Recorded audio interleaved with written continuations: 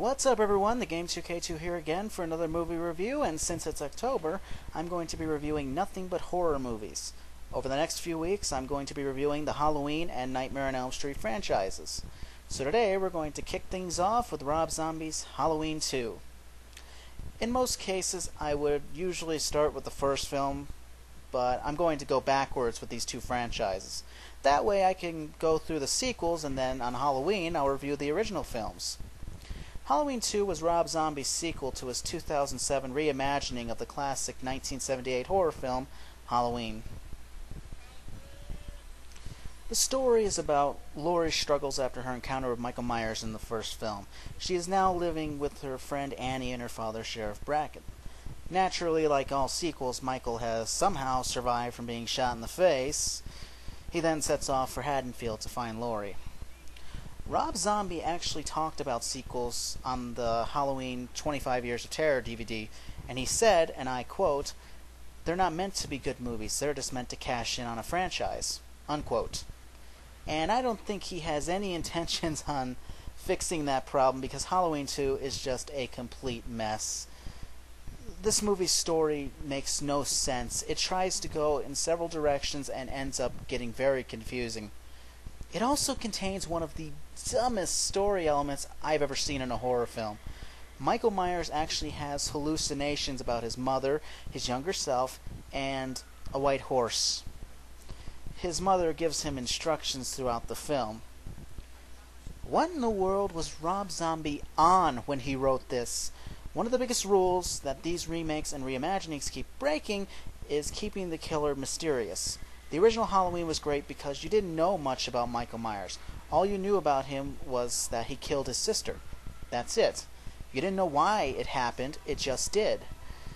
Then the sequels came along and tried to tell more about him, and it made his character far less intriguing. I also don't get the whole white horse thing. It seriously looks like an idea that Zombie came up with at the last possible second, because it isn't explained very well.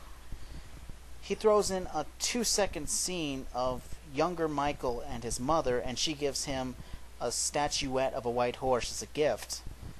It was meant to give the whole white horse story a little bit of weight, but it ends up being just as weird and as confusing as everything else. The really sad part about this movie is that it starts off beautifully. The scene where Laurie is walking up the road, shocked about what she has just gone through, and Sheriff Brackett trying to talk to her, is a great opening scene and appears to start the movie on a very good note. Unfortunately, the movie continues after that. Also, one element that is sadly rarely in this film is the Halloween theme. It only appears at the end of the movie. According to Zombie, he stated that the theme wasn't in the movie because it didn't fit any of the scenes they tried to put it in. When the Halloween theme doesn't fit into a Halloween movie, that should tell you what kind of movie this is going to be. If I had to give this movie anything as far as story is concerned, it is the character development. While it's not the best in the world, I think the character of Laurie was well written in this film. She shows the mental scars of what happened in the last film, and I think that was a really cool transition. The character of Annie Brackett is also pretty well written, almost taking a kind of sister role to Laurie. In fact, the two really switch places in the film. In the first film, it was Laurie who was the more responsible one, and Annie was the rule breaker. While in this film, it is the exact opposite, and that actually works pretty well for the two characters. On that note, I'm going to go into the acting for the movie, which is a pretty mixed bag. Scout Taylor Compton is pretty good throughout the film. She seemed to really understand her character and performs it as best she could. There are only some moments where she could be over the top, but overall it is the best performance in the movie. Unfortunately, while I actually liked Tyler Mane as Michael Myers in the last movie, I completely hated him in this movie. Well, to be fair, I don't necessarily hate him as much as I hate the writing for his character. Michael Myers loses all of his threatening elements from the last movie and really ends up being more of a 7-foot-tall mama's boy, and that's pretty much how Tyler Mane plays him, and it just doesn't work. Danielle Harris as Annie gives a pretty good performance too.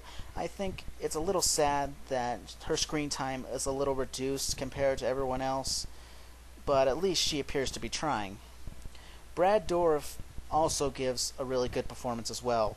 Dourif is just a great actor overall and is really good on adapting to any character, and his role as Sheriff Brackett is no different. Then, of course, there's Malcolm McDowell as Dr. Loomis.